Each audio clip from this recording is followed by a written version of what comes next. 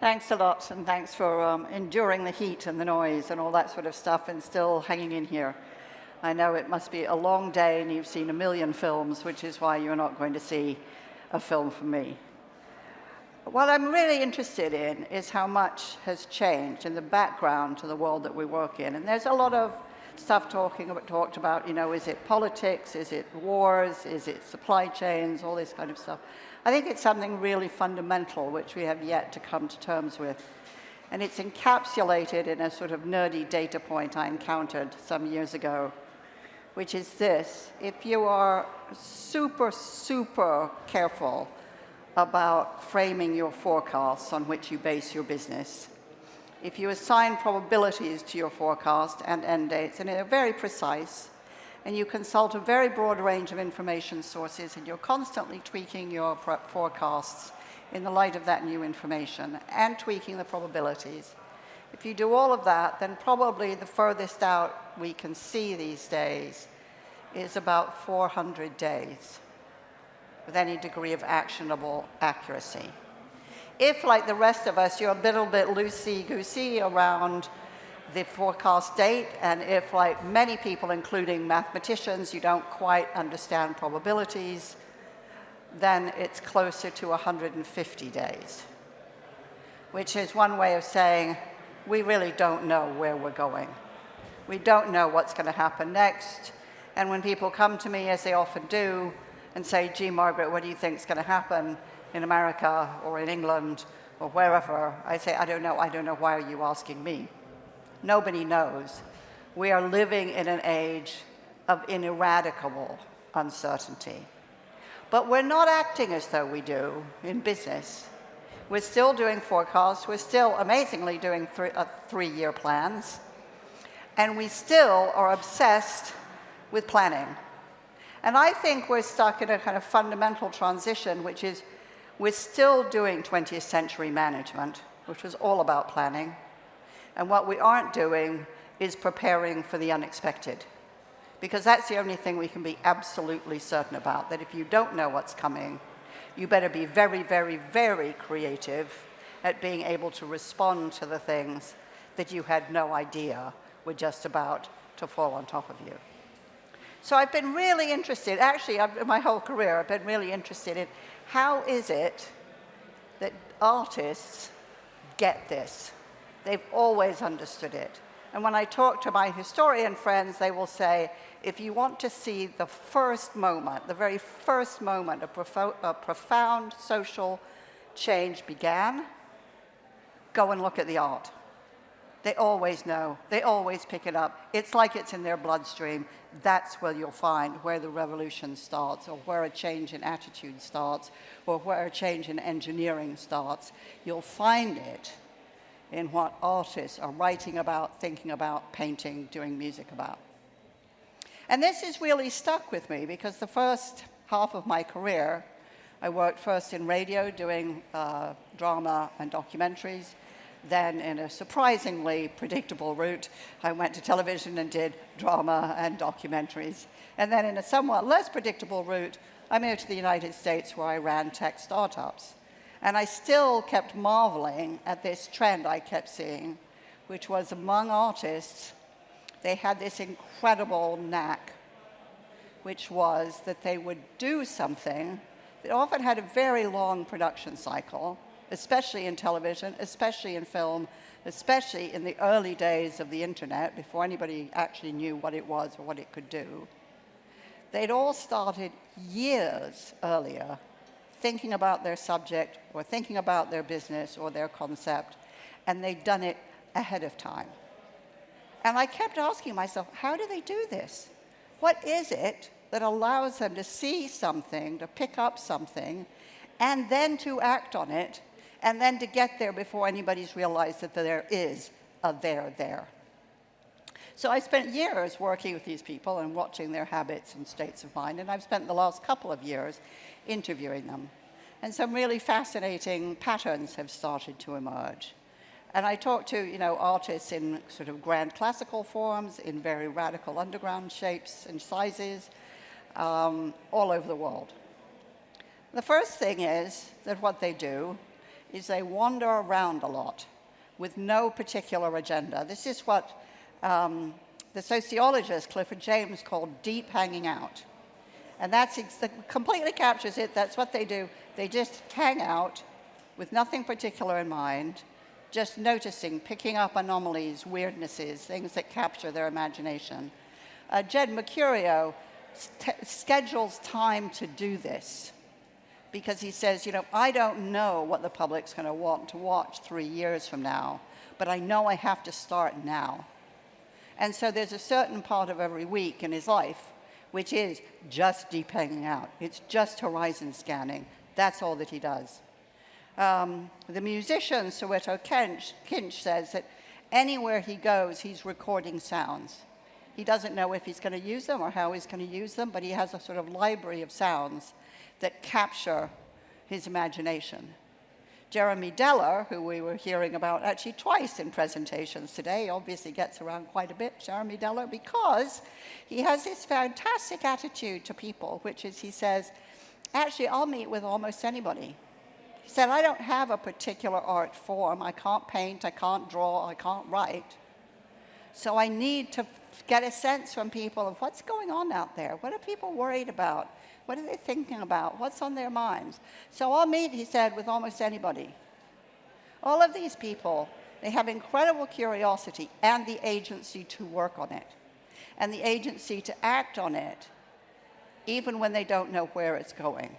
So an incredible patience with ambiguity. And half the time, it doesn't look, it certainly doesn't look like work. But as the filmmaker Mike Lee said to me, Margaret, nothing happening is something happening. So it doesn't look like work, it looks like nothing.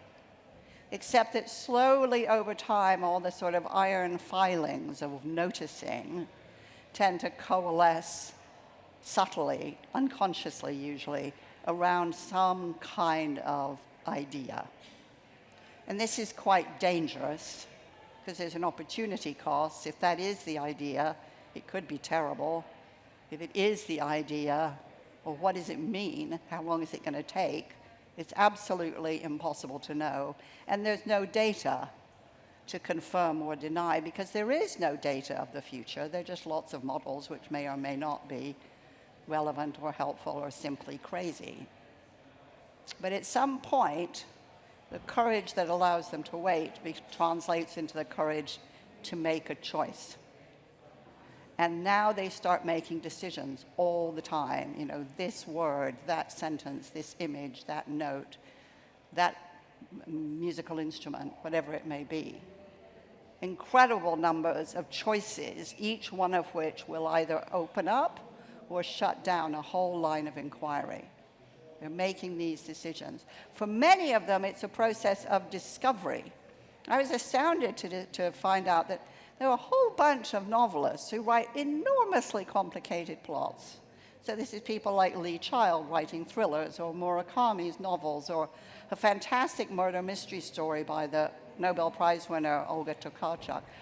All of these books have been started and written with no plot outline, no idea of who's the good guy or the bad, no idea of if the ending is going to be happy or sad, just discovering as they go along. Tokarczuk said it was only when she was 2/3 of the way through her book she realized who'd done it, and it wasn't who she thought it was. Talk about uncertainty, right? She's not, like almost every company I know, paralyzed by uncertainty. She's galvanized by it, because it's how she starts to find meaning in all of these bits and pieces, noticing, observation, that she's collected along the way. Some of this can be quite scary. Artists have incredible courage. Lubena Hamid, the painter, said, anybody who's ever painted a painting knows it's an incredibly difficult, frightening thing to do. Because, of course, what we see is what's on top, not all the corrections and the mistakes and the things that have been erased. For us, it looks perfectly logical and meaningful and sometimes moving, but for the artists, every stroke is a decision which may turn out to be fruitful and may turn out to be a total dead end. The American painter Faith Ringgold said that she prayed every time before she started a painting. it was so frightening. And Tracy Emin says she often sketches just to get her courage up. So this is really difficult, and it's interesting because artists are mostly considered kind of flaky, childlike, lazy, all that hanging out stuff. But actually what this pattern is showing is a lot about courage, discipline, decision-making, pragmatism. Of course, sometimes the work can be tremendously fast. I remember a fantastic conversation with a wall artist named Lucy McLaughlin, who's sent all over the world to cover, hideous eyesore buildings, and somebody's decided, well, we don't want to tear it down, so let's get a wall artist. Ever since Banksy, made it cool, you actually can get paid for it. And, so she'll come to a place, let's say in the middle of Italy, in the countryside, huge concrete bunker, but she'll spend time hanging out there thinking, what's going to be right for the community here? What's on their minds? What's going to be meaningful to them? And then in a matter of days, she'll have covered the whole place. And then people watching her start to own it. They may tag it. They may change it. That's the whole point, she said. Then you know that they've embraced it. She's an improviser. She is a world-class improviser. She is, in her own way, what Miles Davis was when he made Kind of Blue. Probably the most famous, considered the greatest jazz album of all time. And when Miles made Kind of Blue, he was asking a band full of people who really hated each other to work in a way that they had never worked before for a producer they'd never recorded with before. It took all of 2 days.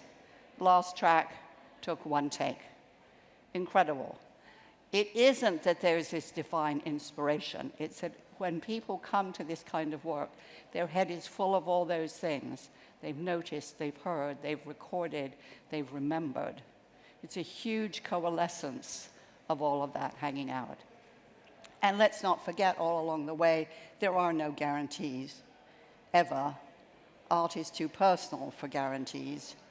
And if you look at, who's successful one year, you'll often find they're totally forgotten 10 years later. Look at those old paperbacks trumpeting those writers that you've absolutely never heard of as the greatest thing since sliced bread, and people we celebrated maybe even 7 years ago that nobody remembers now. Or you can look at King Lear, which pretty much went unperformed for about 300 years until suddenly in the 20th century, it wasn't too bleak. It was exactly how we saw reality today. The whole point of art is it meets us where we are and reflects the world to us in ways we didn't quite see or understand. That's what all that deep hanging out leads to. And if they have success, what do they do with it, artists? They mostly change. They don't give a damn about brand. In fact, they regard it as an existential threat. Why repeat yourself when you could keep going on and exploring and discovering? Because in exploring and discovering, they use and find their freedom, which is really what drives them.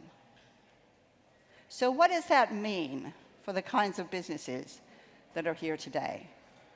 It means if they really, really, really, really want their people to be seriously creative, quite a lot has to change. It means that management as planning, the 20th century style of management, has to be gently displaced by management as preparation. It means that they have to regard everybody who works in their organization as creative, not just the creatives. Because after all, everybody was born creative.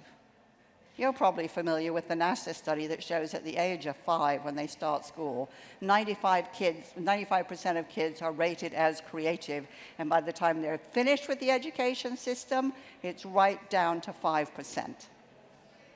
I work in lots of large corporations in London, around the world. Almost every CEO I work with says, God, I wish my people could be creative. All they've learned how to do is how to take instruction. What am I going to do? Well, here are some suggestions. Andy Haldane, when he was trying to decide how to set the interest rates in the UK economy at the Bank of England, used to do deep hanging out because he wanted to know the mood of the country. Do your own. Get off your phone, get out of your office, leave home, wander around, listen, no agenda, pay attention. You will be amazed at what you see and learn and hear and what you remember. Encourage the people working with you to do that. Keep notebooks. Think about it. The other thing Haldane did, and in the Bank of England this is really pretty weird, is he invited all sorts of artists to come in. English National Ballet. Jeremy Deller again. He turns up everywhere, kind of like Zelig. I'm not quite sure why. Anyway, he came in. Doreen Lawrence was invited to come in. Why? Because Haldane said we have to have different kinds of conversations. The world is moving too fast. By the time we've got the data and we've analyzed it and we think we know what it means, it's history. We have to move faster than that. And we have to have in our bones a sense of what's going on out there, not just the results of surveys and lots of data. And finally, think of management as a giant Jenga tower and see how much of it you can take out. You know, the KPIs and the targets and the incentives and all those jazz, they work beautifully to do exactly what you want people to do. But if you acknowledge deep down in the quiet of your soul that actually you don't know what you want them to do, you want them to be the information seekers of the whole organization, then give them time to do it. Give them freedom to do it. Give them an impulse and the curiosity to do it. The truth is, we haven't the faintest idea what the next 5 years, 3 years, 2 years, probably even 1 year will hold. But what we do know is that for nature, and I would say creativity, favors the prepared mind, not the planned mind, the prepared mind. Thank you very much.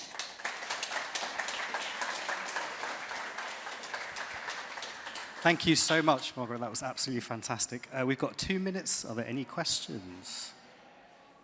Any questions? All right. Thank you very much. Oh, there's a question. Excuse me.